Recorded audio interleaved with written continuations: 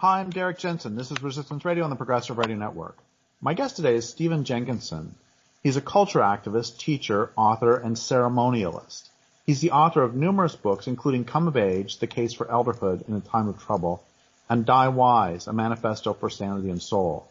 So first off, thank you for your work in the world, and second, thank you for being on the program. Amen. Thanks for the invitation. I appreciate it.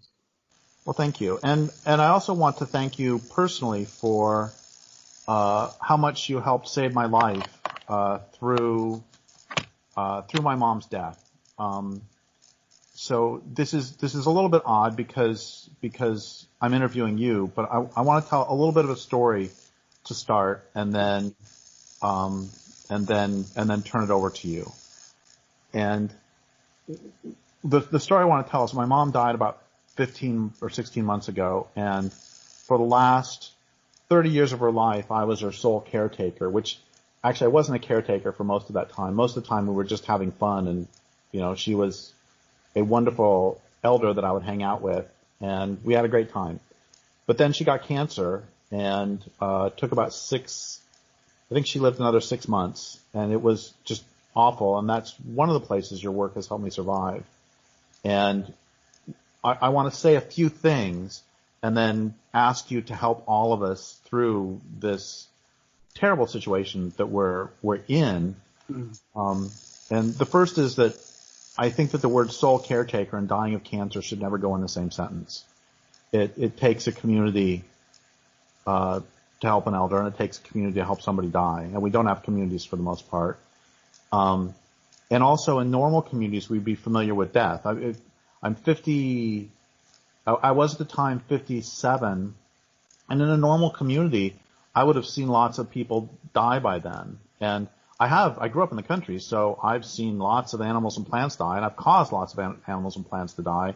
Mm-hmm. And my grandma died a long time ago, but she was, you know, I knew my grandma, but this wasn't like being in the same room. And it wasn't like being there for months with them. And then when I was going through this process with my mom, when she was going through the process and I was with her, I also discovered that there are lots and lots of people in that same circumstance, that they're going through this by themselves. And so that is an atrocity, I think. So having said all this, two things. One is just a plaintive cry of, can you help us? And one more thing, sorry, is that we also don't have a spiritual context for all this. That, you know, in the Middle Ages, there was at least Catholicism to carry us through, or, you know, whatever religion people had. And we, you know, in these times, we don't really have that.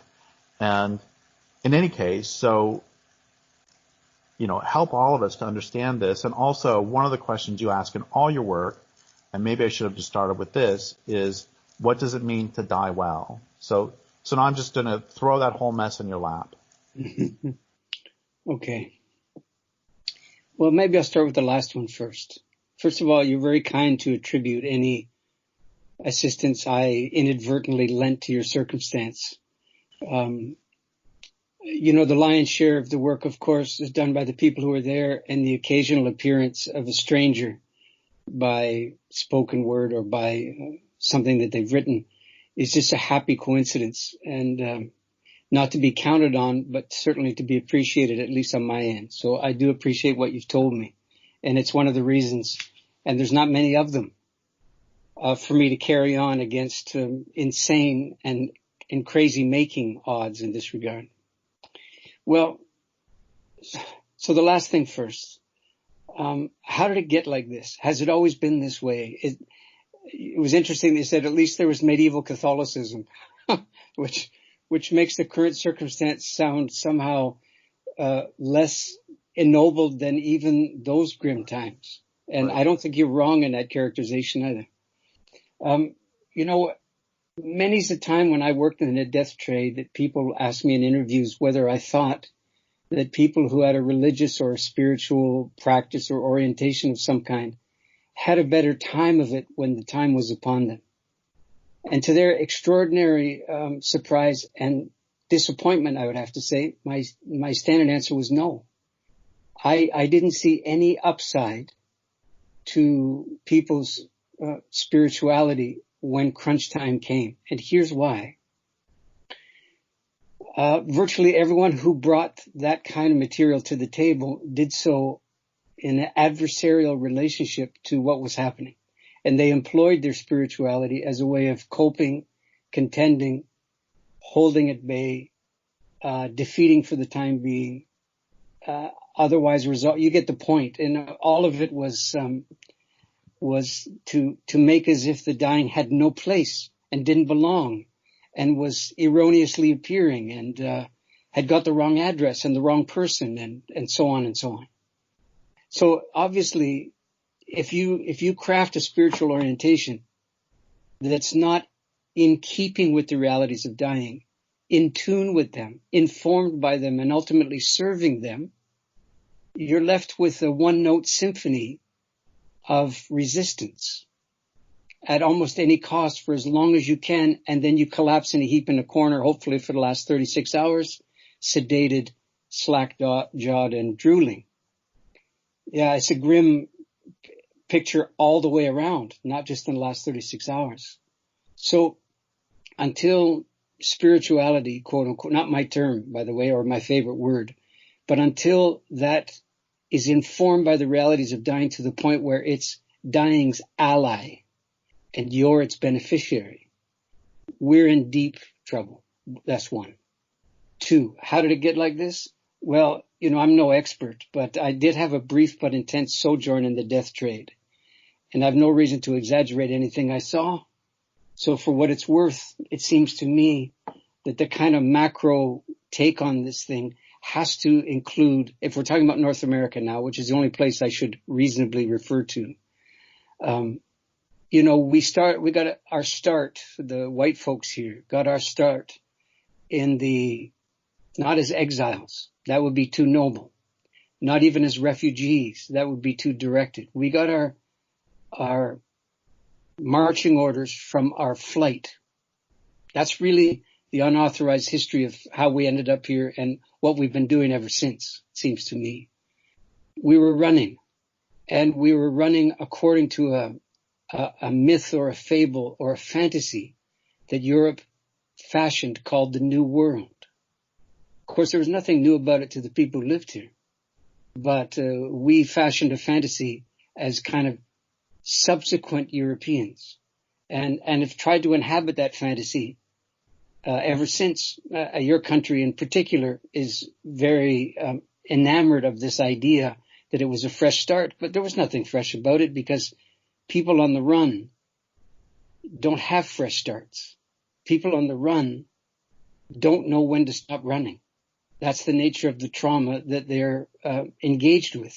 They bring the trauma with them inadvertently, and their way of trying to reestablish themselves sustains the trauma in the name of trying to solve it. And then you have the circumstance where you ask yourself, who came? Was it the downtrodden and oppressed? Probably not. They couldn't afford to come. So you already get the idea that the people who came were to a certain degree beneficiaries of the thing that they were trying to get away from. Secondly, did they bring their old people with them? Almost certainly they didn't. And if they did, how many of them survived the Middle Passage across the Atlantic? I dare say not many. So what you have is a circumstance where people are on the run and they're rudderless because they're essentially two generations. Some kind of early to middle-aged folks and their dependents, and their foundlings and so on. And the old people are nowhere to be found. And so that's how we began. And that's the part that they don't tell us much about in school. And finally, with the kind of cultural rupture that involuntary flight from Europe represented, there's no continuity for people who look like me living on this continent. No shared understanding, no received tradition that tells us clearly what's to become of us as we die, when we're dying, once we die, and in the fullness of time. We are utterly on our own, as you said at the beginning. There is no we in that regard. The poverty couldn't be more acute and frankly heartbreaking. It masquerades as strength, of course, when we're firing on all cylinders and we've got enough money. But when either one of those things are compromised, the dearth possibility begins to really show itself then. So you add all this up and you say properly, we don't stand a chance when death comes to call. And that's basically true. I don't mean that in the sense of we don't stand a chance of surviving dying. There's a certain point at which you shouldn't be able to survive dying. What I mean is, when dying comes to call, all it can be is your undoing instead of the rest of your doing. Because that's how I understand dying. I've had to wrestle this beast so many times, and I did so, of course, with culturally one hand tied behind my back, because I'm no more achieved than anybody else in these regards. But I had to find some way of scrambling, and the only way I could do it finally was to craft a language where the realities of dying actually appeared instead of were banished in the act of trying to talk about them. And that's what I saw virtually every day. That's what you hear me trying to do right now. And even though I've lived with these things for years and years and years now, still as I think about it in response to what you've asked me, I feel a bit undone by what I saw. And the tragedy of it has never really diminished. People died badly in any sane definition of the term, in their legions, in the most materially sophisticated, medically proficient environment that you could imagine. I worked in downtown Toronto, one of the hubs of, med tech in North America, and people did everything to people. And the hesitation was scant, and there should have been a lot more hesitation, a lot more uncertainty that was fessed up to, instead of knuckled under to when there was nothing else to do. Finally, my country has basically legalized euthanasia across all the provinces now. So it's possible to exit when you see fit or when it suits you to do so. And, this is taken by its advocates and by its champions to be a mark of real sanity in a culture that prides itself on being sane and peace-loving and all the rest. And so I simply wonder aloud, as is my obligation as a citizen, whether or not euthanasia in practice achieves what its champions held it out to be achieving. And the inquiry is actually quite simple. And it goes like this. So people get to die. There's a few hoops to jump, but basically they get to die when they want to. Now, when they've had enough. And is there such a thing as enough already? Of course there is. But you sound like you're not entirely in favor of it. Well, my personal opinion about it is really irrelevant, but I'll wonder about it though. And I'll wonder about it like this. So we were a death-phobic culture prior to the advent of euthanasia. And its incomingness is supposed to have softened our death phobia. But the point is, it was a death-phobic culture that legalized euthanasia. And if you simply take that at face value, then you begin to realize the decision to do so is consistent with the death phobia. Because the proposition is a death-phobic culture legalized euthanasia. And no death-phobic culture would do so if it were attempting to undo itself. You see, it's a measure that a death-phobic culture prescribes for its own death phobia. And the irony of ironies is, on the other side of the practice, the death phobia is intact.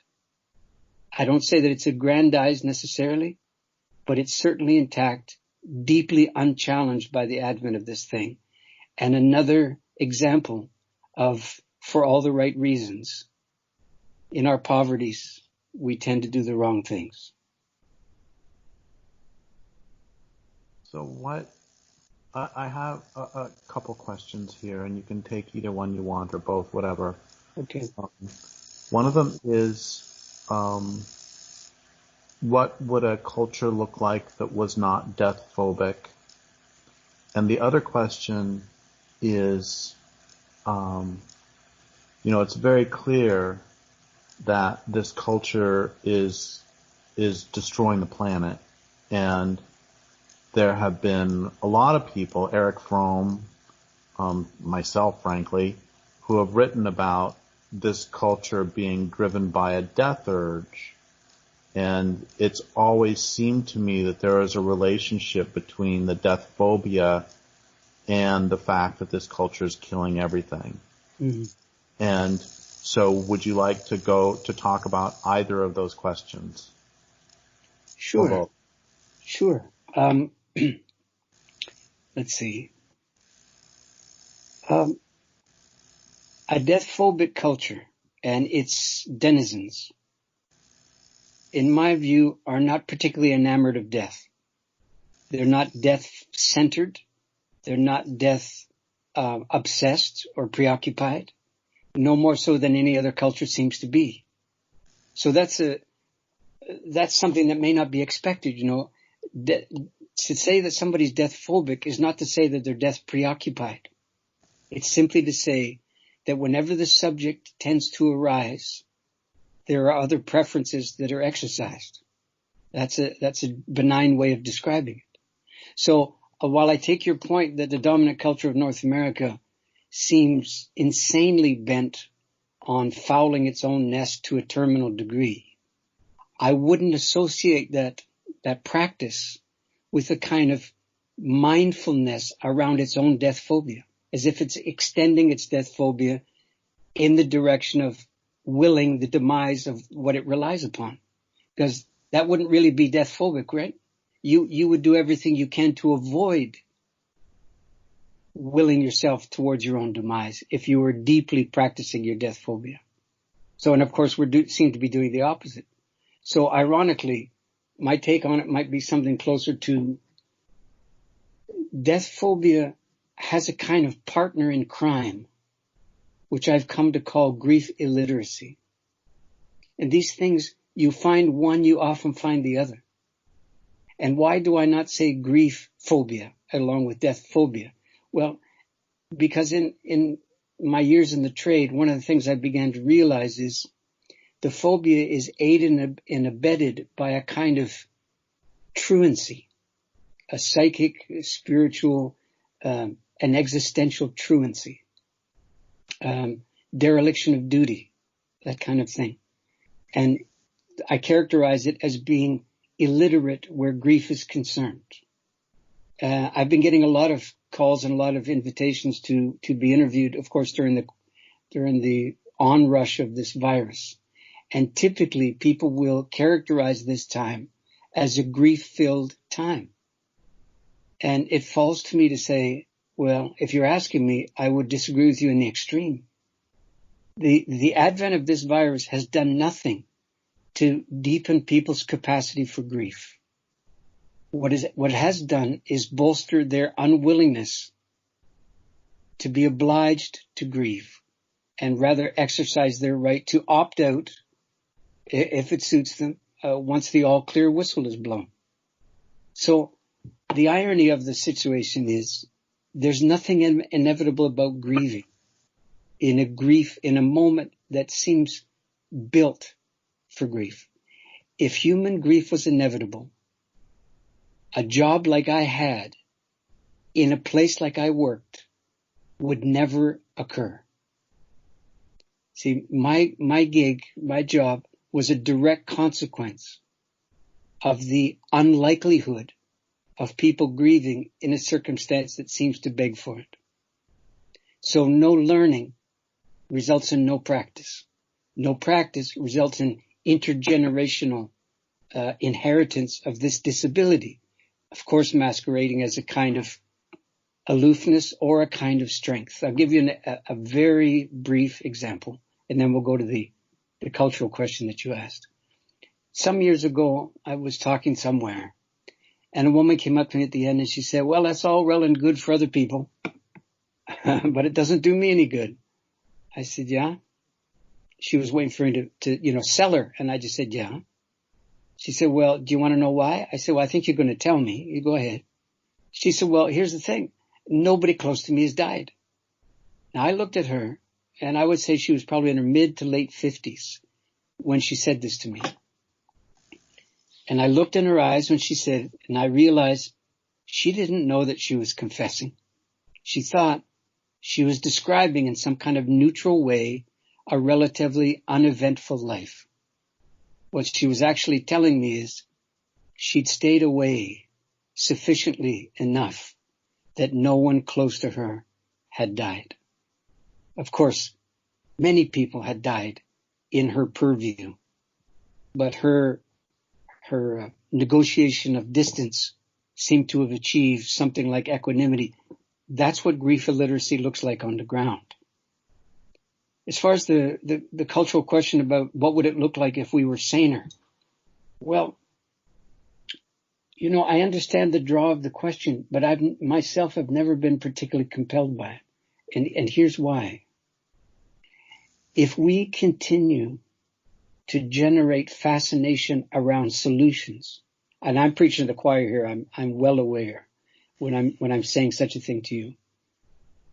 But if we continue to preoccupy ourselves with solutions, the unwillingness to engage ourselves at the level of our ongoing impoverishment will be the thing that drives our solution mongering incessantly. And that's what I've seen in the trade and outside of it.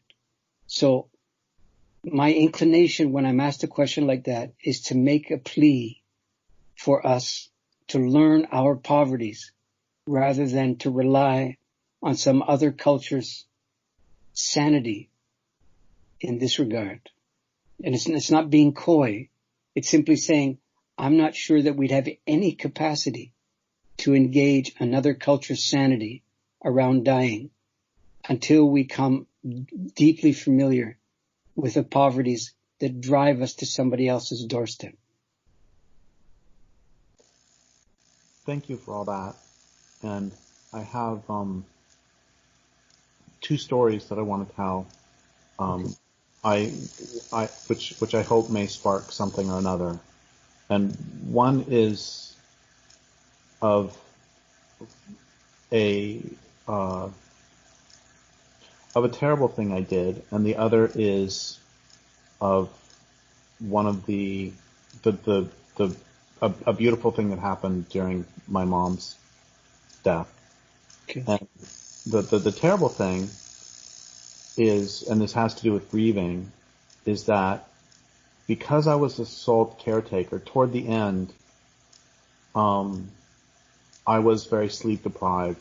And after my mom had entered terminal delirium, but before she had become non-responsive, or whatever we want to call it, before she had lost speech, let's say. Yeah.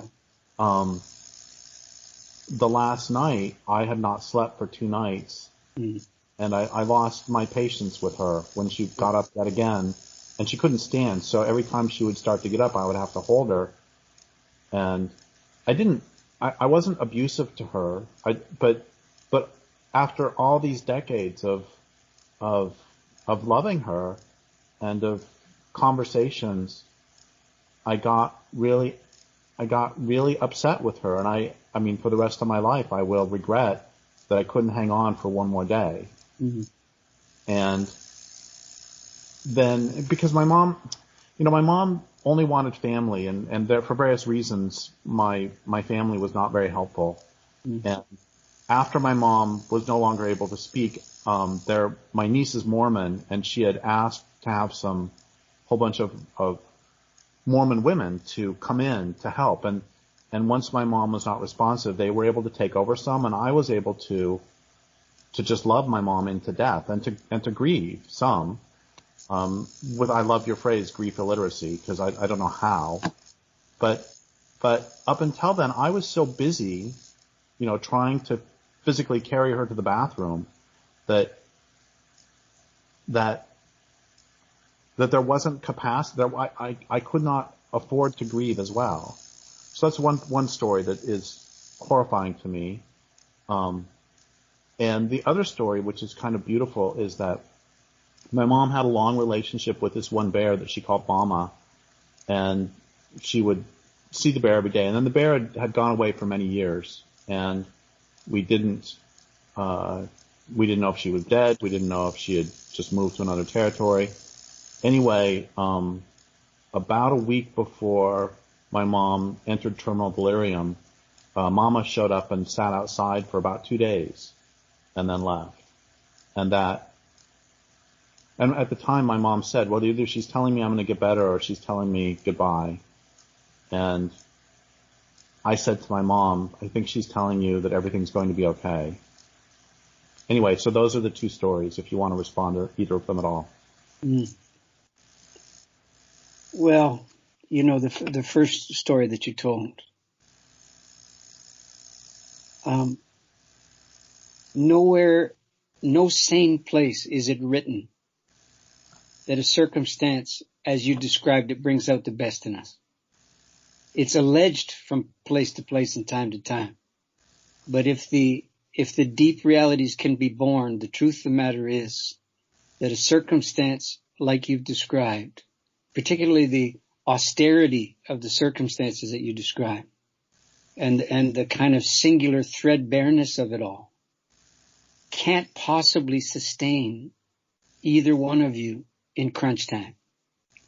And that's the irony, is that the caregiving itself has to be sustained. It can't do all the sustaining. It has to be on the receiving end of some kind of sustenance or nurturance.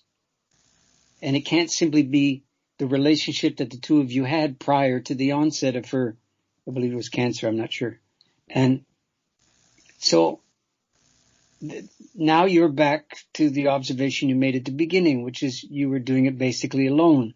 And while you could lay that circumstance at the feet of some, say, uncooperative family members, the truth of the matter is it's too much for one family too, at least nuclear family.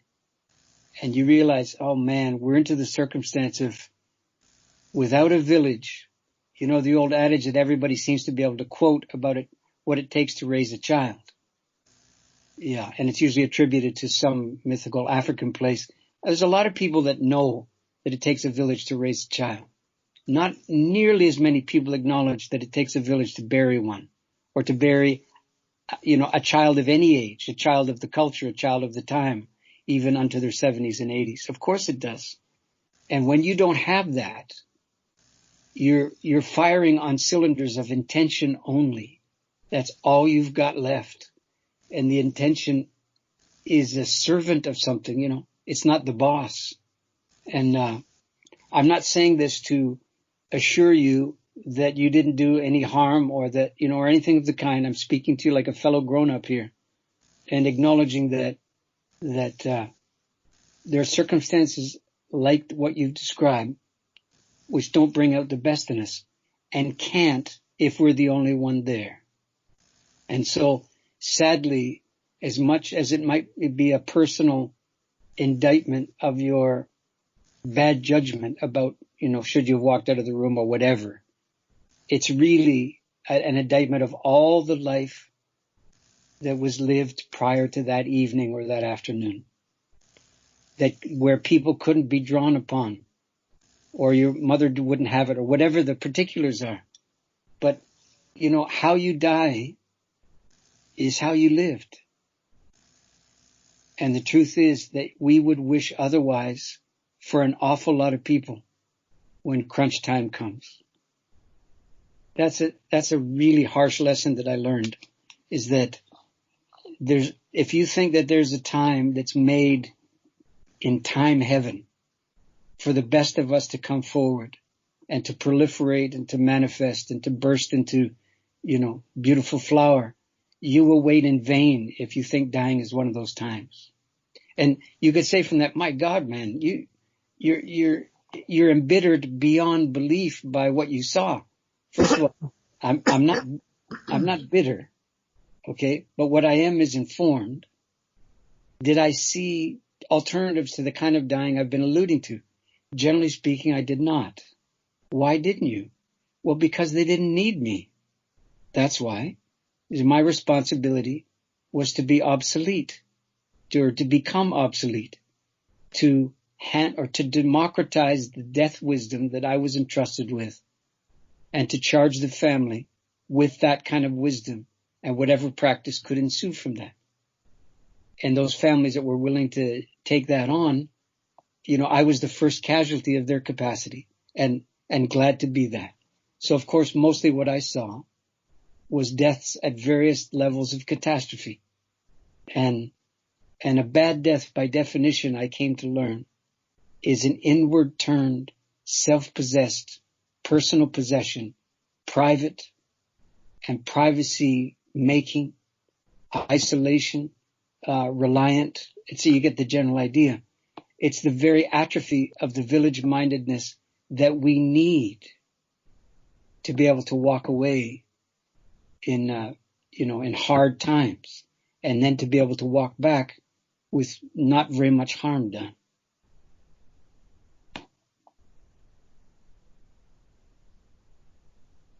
I've thought about this. I thought about this very much when I was writing my book, Culture Make Believe, and particularly, this has always stuck with me 20 years later, particularly when I was writing about all the men from China who died building the transcontinental railroads, mm-hmm. and and you were talking about the people fleeing to this new continent, right? And how it was back then, travel that distance, and the same is true today, that when you emigrate to a new country, to a new place, especially back then with slower travel, you were saying goodbye to your family for the last time. Certainly. And I have no point here except that it was, again, the antithesis of community, that, they came to Americas and ended up in a grave in Montana or Nevada. Yeah. That's as it is when you decide that another place, that you deserve the other place, not the place you were born to. What we're experiencing right now with this virus is, among other things, the intense visitation of our instinct for globalization. And, without making light of personal suffering of the kind that you described with railroad workers and so on, the unwillingness to work on behalf of a better day in the place that you find yourself has consequences that you don't intend.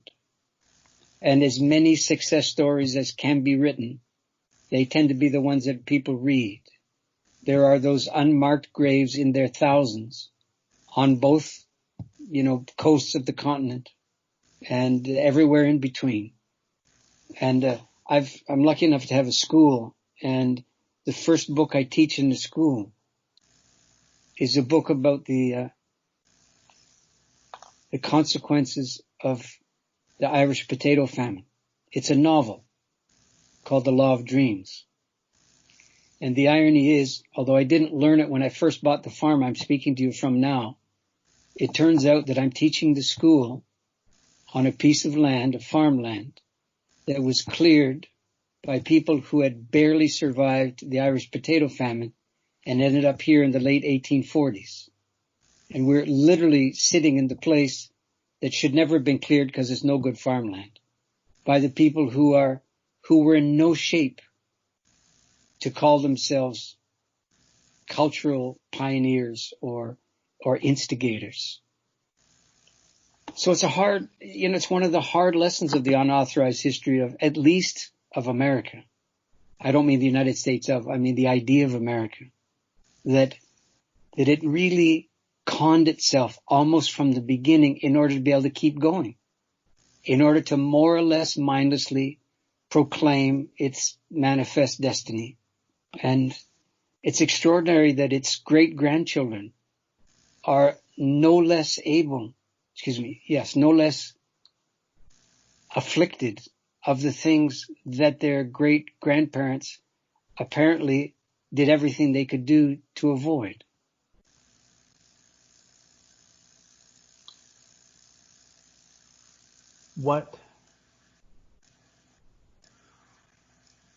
I completely agree with you that we are grief illiterate. And what are I absolutely positively don't mean to personalize this. Mm-hmm. So I do mean this personally, having just said that. And I also mean it socially. It's like, recognizing that we are grief illiterate, what then? Yeah. Well, we're answering what then. That's not a hypothetical question. What then simply means, what are we doing with our unlearnedness? And of course the answer is we're proliferating it. We're investing in it. So, but I think your question means what might be done given all of that. Yes. Okay. So the first then, if grief is a question of learning, it's not a question of feeling anything at all. It's a question of learning the vocabulary, learning the valence of grief, the architecture of grief, and not intuitively, but I mean the cultures that we might hold up as exemplars of this practice. None of them go with their gut. Their guts, if you will, are educated culturally. Their guts are how should I put this? They're made to get in line, culturally speaking, and learn the cultural norms by which grief is translated and manifest and acted upon, and so on. People are not left to their own devices in places such as those. That would constitute something deeply transgressive for you to, imagine yourself towards a personal expression of grief. Grief is fundamentally a cultural currency that's entrusted to individuals. That's one thing I would say about it. So the second thing is, if you've not learned grief, you've not learned how to learn grief either. So it's a kind of second order poverty, which is much more devastating than the first. Because if you don't think about it deeply, you imagine that, okay, I haven't learned it yet, but I'm willing to learn it now. And that's like imagining that you're going to do some kind of Olympic event now that you've finally retired from the office. Never having prepared for it, your body singularly incapable of beginning to approach the training that would be necessary. At this point, if I'm you, I'm thinking, well, what are you saying, that it's all for naught? Well, a lot of it is, yes. Is there such a thing as too late in the arc of an individual person's life in the West to come to their senses and stop trying to come to somebody else's senses instead? Yes, I'm certainly saying that there's such a thing as too late. I was in the too late business, Derrick, you see. So this is not a matter of opinion, and there's no joy for me in saying it. But if we don't recognize there's such a thing as too late at the level of this grief, how are we ever supposed to come to an understanding of what ecological too lateness, or anyway, how? And I can't see how. So the order of the day might be something like this. If we're willing to know deeply the fact of our dying, the ongoing ontological presence of our death, then one of the first casualties would be the language that we use to describe, quote, sudden death. There's no such thing as sudden death. When you describe a death as sudden, you're confessing the truancy I was talking about earlier. Because the givenness of your death is a present moment proposition. It's not hypothetical. You and I are talking about something that's here, not something that's in the future.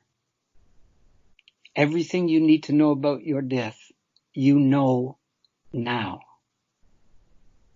And, I could imagine either yourself or people objecting and saying, well, I don't know the hour, I don't know the minute, I don't know the cause or the circumstances. At which point I would say, it's exactly, do you not recognize mercy in that? Because there is mercy in that. What do you imagine you would do with that particular kind of biographical data? Do you imagine it would ready you, enable you, that you would live your life more finely tuned to that date on the calendar that you get to circle? Which of course ultimately is what euthanasia gives you. I submit to you, the likelihood is not great. The consequences would be confounding, dumbfounding, traumatizing, and finally terrorizing as the oncomingness of the day visits you. So I'm suggesting something else, I guess.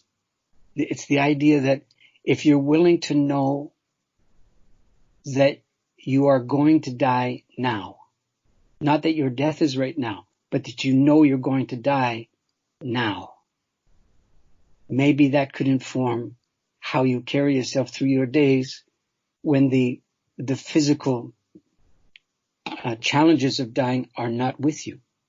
Because after all, if you don't practice your dying when you're physically capable of deciding to stop doing it, to take a break from it, how do you imagine you'll ever be able to practice the intelligence around dying when you can't take a break from it?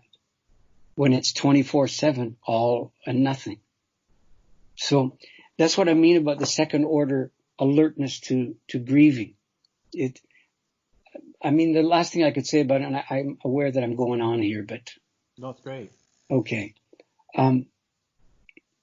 This kind of teaching story came to me a few years ago. There was a time, the 80s, when everybody in North America knew there was enough oil in the ground for everybody for all time, for everything we needed. Everybody knew it, or almost everybody knew it.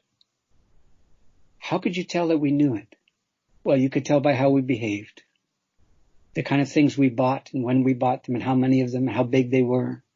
In other words, it was something in the way we lived that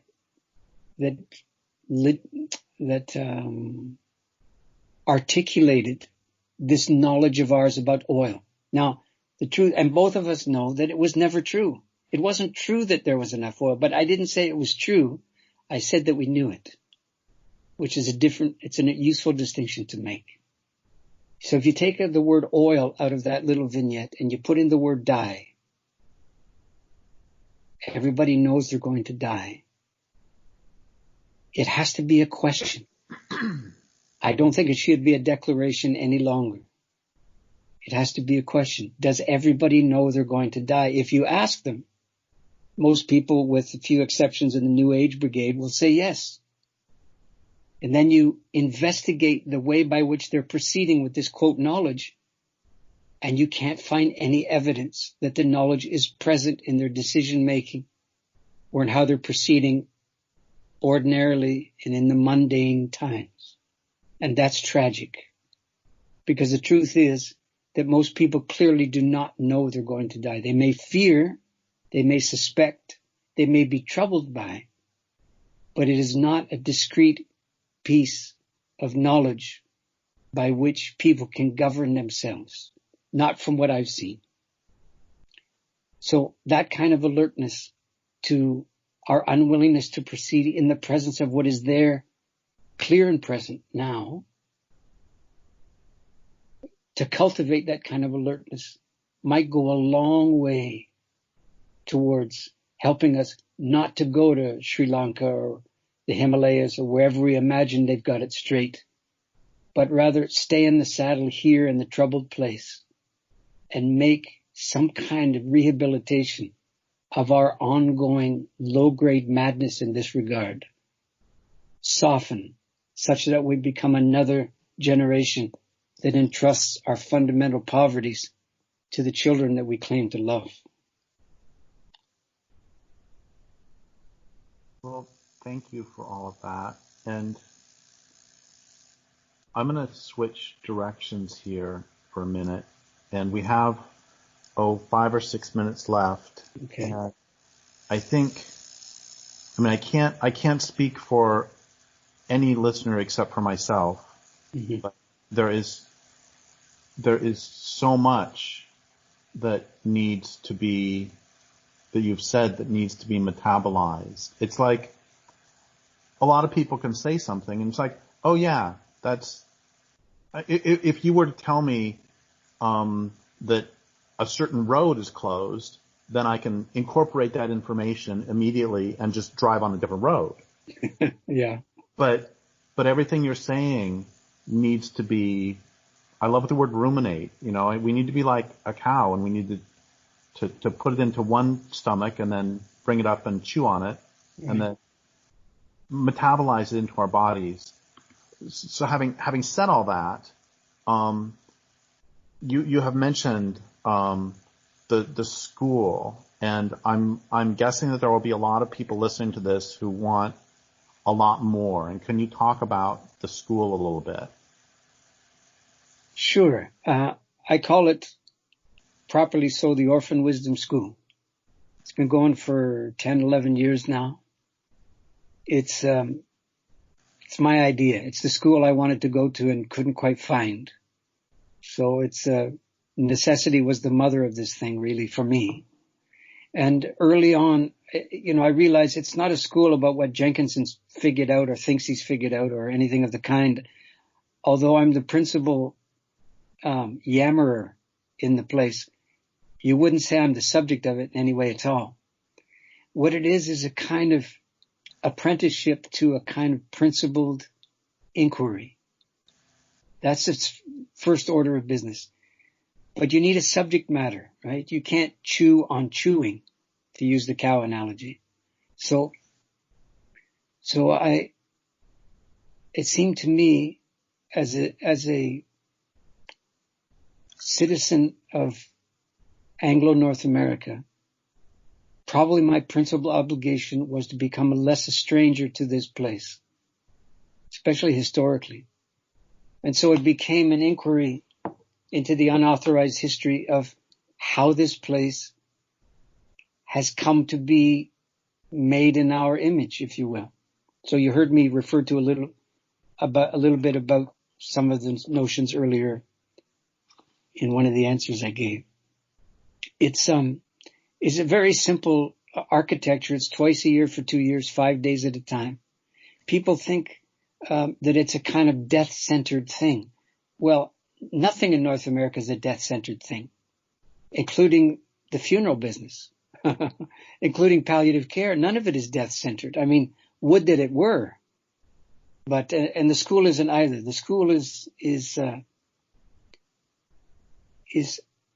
the idea is apprenticeship properly humbles those most demanding to learn. And I'm really deeply trusting that humbling. It seems to me that we in North America, with all our privilege and good fortune, are not good on the humility thing. We translate it as humiliation far too quickly and are willing to do without it.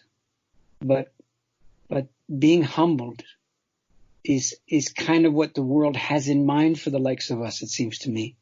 So the school is an attempt to wonder about this, what I call the European fantasy called America, to wonder about it and to see if we can employ a kind of wonder that's not a broken version of the thing we're trying to wonder about. There's a very, very elaborate kind of emotional and intellectual approach that's necessary. And so we take our time, and it's a farm-based thing of all things. I have a farm here, and I was lucky enough to build a teaching hall here several years ago on the proceeds from Diewise, as it happened.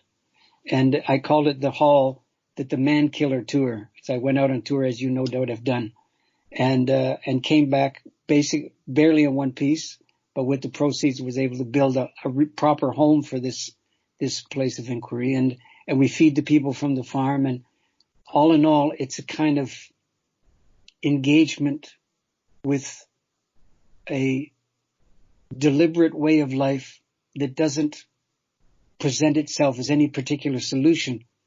It's one response that I've been able to come up with during the course of my short but intense life to the things that buffaloed me for so long and then drew closer. And when they drew closer, I got a chance. I mean, the last thing I'd say to you, I guess, about it would be this.